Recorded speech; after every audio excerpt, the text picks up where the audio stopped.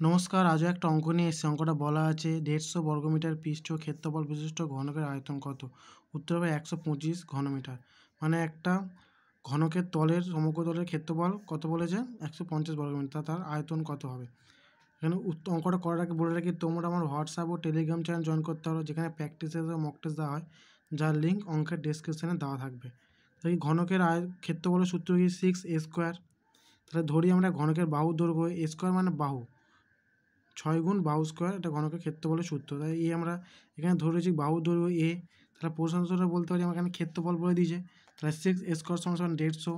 তাহলে 6 এর সাথে গুণ হয়েছে, পাশে ভাগ হয়েছে, তাহলে a² = 150/6। তাহলে a² = 6 দিয়ে কাটলে 6 25 150, 25। তাহলে এই স্কোয়ার আছে, এবার রুট হয়ে যাবে। তাই a = 25 √25। √25 মানে কি, দুটো 5 গুণ করে দেওয়ার জন্য a = 5। আর 5টা কি বলো? বাহু। তো ঘনকের বাহু পেয়ে গেছি। তা ঘনকের আয়তনের সূত্র কী? ঘনকের আয়তনের সূত্র কী হবে? a³ মানে বাহু কিউব। তাহলে এখানে বাহু কত? 5, 5-এর কিউব মানে কি 5টা 5 গুণ, 5 5 25, 5 25 125। তাহলে কত হলো? 125 ঘনমিটার। এটাই উত্তর। কত উত্তর? 125 ঘনমিটার। আশা করি সবাই বুঝতে পেরেছো।